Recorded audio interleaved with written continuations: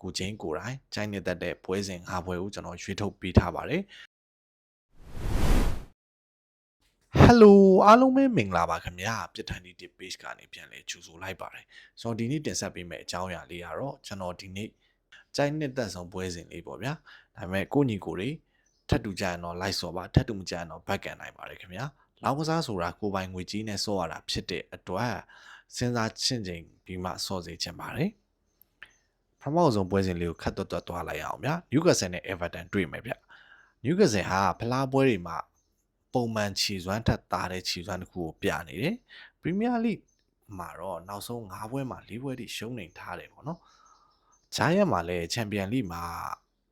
အင်အားချွေပြီးတော့ဒီ Premier League ကိုပြန်အားထုတ်မယ်ပေါ့နော်ငါတို့အမှတ်တွေပြန်ယူမယ်ဆိုတော့အနေအထားကိုကျွန်တော်တွေးရှိခဲ့ရတယ်သူနဲ့တွေ့မဲ့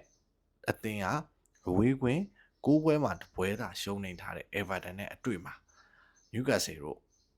ဘယ်လိုရလဒ်တွေထွက်သွားမလဲကျွန်တော်ဈေးနှုန်းဘက်ကိုဈေးတန်းလေးကိုကျွန်တော်တို့သွားကြည့်ကြည့်အောင် Newcastle က body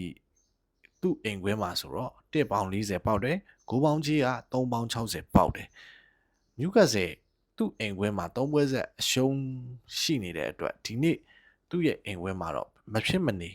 ကတ်နိုင်သွားမယ်လို့ထင်တယ်အဲ့အတွက်ကြောင့်1ပေါင်40ဆိုတဲ့ကြီးနဲ့အတူကျွန်တော် Newcastle body ကိုကျွန်တော်ရွေးချယ်ပေးချင်ပါတယ်ခင်ဗျနောက်တစ်ပွဲလိနဲ့ Man City တန်းစင်းဆောင်တာကကျွန်တော်တို့လက်ရှိလိဟာအသင်းကြီးတွေအတွက်အလွန်ခက်ခဲတဲ့ပြိုင်ဘက်ဖြစ်သူတို့ကစားထားနိုင်တဲ့အနေအထားဖြစ်နေတယ်ပေါ့နော်လိဟာ Premier League နောက်ဆုံး9ပွဲမှာတပွဲသာရှုံးနေထားပေမဲ့အဲ့ဒီထဲမှာပေးကိုမဲ့တဲ့ပွဲကတပွဲသာရှိတယ်ဒီတစ်ချိန်မှာ Man City တိုက်စစ်ကလည်းဂိုးပေးရနိုင်တာပါနော် Man City တိုက်စစ်ကိုလည်းဂိုးပေးရနိုင်တယ်သူတို့ခံစစ်က Man City တိုက်စစ်ကိုဘလို့မှခံကန်လို့မရဘူး Arsenal ကိုဖိအားပေးနေတဲ့ Man City တို့ကလည်းပြန်ပွဲဆုံး9ပွဲဆက်အနိုင်နဲ့အတူကောင်းမွန်ဆုံးအနေအထားကိုရောက်ရှိနေတယ် Guardiola ရဲ့နောက်ဆုံးဘိတ်ပေါ့နော်နှုတ်ဆက်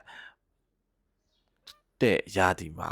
အကောင်းမွန်ဆုံးပြန်ရလာနိုင်တဲ့အနေအထားပါဗျာ Guardiola ရဲ့အသင်းဟာ League နဲ့ Premier League နောက်ဆုံး9ပွဲစလုံးအနိုင်ရရှိထားတယ်။ကြေးရတက်ပေါင်း20ပေးထားတယ်။ Man City ကိုရက်တန့်ဖို့ League ကမလွယ်ဘူး။ဘလို့နေဗျာဒီနေ့ည Man City ညပဲလို့ထင်တယ်။ Arsenal ကအမှတ်မကွာတော့တဲ့အတွက်သူဖိအားပေးရမယ်အဲ့အတွက်ကြောင့်သူဒီနေ့ညမဖြစ်မနေနိုင်အောင်ကန်ရမယ်ခြေချော်လို့မရအောင်အဲ့အတွက်ကြောင့် Man City body ကိုရွေးချယ်ပေးကြပါတယ်နောက်ဘုံမောင်းနဲ့ Sunderland နောက်ဆုံး Premier League 5ပွဲမှာ3ပွဲထိနိုင်ထားတဲ့ဘုံမောင်းဟာအဆင့်8နေရာထိတက်လာနိုင်ပါတယ်သူတို့နောက်လက်ကျန်ပွဲတွေဒါအနိုင်ကစားမယ်ဆိုရင်တော့ဥရောပဝင်ခွင့်မျှော်လင့်ချက်ကိုလည်းသူတို့ကောင်းမွန်ဆုံးအနေအထားကိုရောက်ရှိလာတာဖြစ်ပါတယ်နောက်ဆုံး3ပွဲမှာဘုံမောင်းဟာဘီလာနဲ့တပွဲသာတည်ကြခဲ့ပြီးမှစပါးနဲ့လီဗာပူးတို့တောင်နိုင်ခဲ့တာပါPremier League 3ပွဲစလုံးဆက်ရှုံးနေထားတဲ့ Sunderland ကတော့ဒီရာဒီမှာသူတို့အတွက်အနှိမ့်ပါဆုံးအချိန်ကန်ဆိုးဆုံးအချိန်ခြေစွမ်းအကျဆုံးအချိန်လို့ပြောရမယ်ဒါအပြင်အဝေးကွင်းမှာဆိုရင်လုံးဝSunderland ဆိုတာဘလို့အသင်းလဲဆိုတာမမှတ်မိလောက်အောင်ကိုစုတ်ချနှုံချပြီးမှကစားကွက်ကဖာကစားကွက်မအောင်မသိတယ်ပေးကိုလဲများတဲ့ Sunderland တို့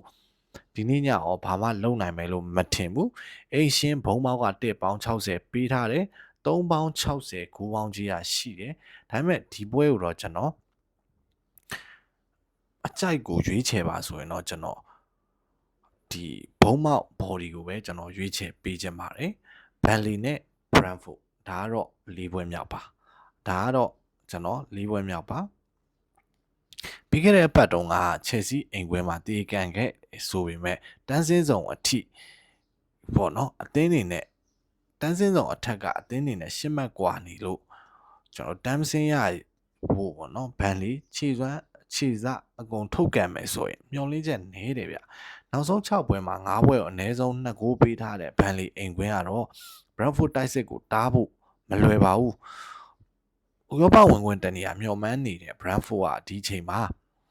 အဝေးကွင်းပုံစံကောင်းကိုလည်းပြသထားပါတယ်ကျွန်တော် Brentford ကနောက်ဆုံး Premier League 5ပွဲမှာ Chelsea နဲ့တပွဲတည်းရှုံးနေထိုင်မှာ4ပွဲဆက်နိုင်ထားတာပါ Brentford 1ပေါင်း50ပေးထားလို့ဘန်လီသားတွေပြားတုတ်ခံရနိုင်တဲ့အနေအထားပါအဲ့အတွက်ကြောင့်ဒီနေ့ညမှာလဲကျွန်တော်အပေါ်အသင်း Brentford အသင်းကိုပဲကျွန်တော်ကြိုက်မိပါတယ်အဲ့ဒါလေးနဲ့ပပလေးကာကျင်တော့ဂိုးအောက်ဆိုလဲနည်းနည်း အဆင်ပြေနိုင်ပါတယ်နောက်တစ်ပွဲကလီဗာပူးနဲ့ဝက်ဆမ်နောက်ဆုံးပရီးမီးယားလိ၄ပွဲမှာမန်စီးတီးနဲ့တပွဲသာရှုံးနေခဲ့တဲ့ပေါ့နော်နောက်ဆုံး၄ပွဲမှာမန်စီးတီးတပွဲသာရှုံးနေထားတယ်၃ပွဲဆက်အနိုင်နဲ့လမ်းကြောင်းမှန်ပေါ်ပြန်အောင်လာတယ်ကျွန်တော်တို့ဂျူးဂျာနီဒီယာဒီနေ့ညလည်းဝက်ဆမ်ကိုအကောင်းဆုံးအနေထားနဲ့ရှင်ပြိုင်ပါလိမ့်မယ်နောက်ဆုံး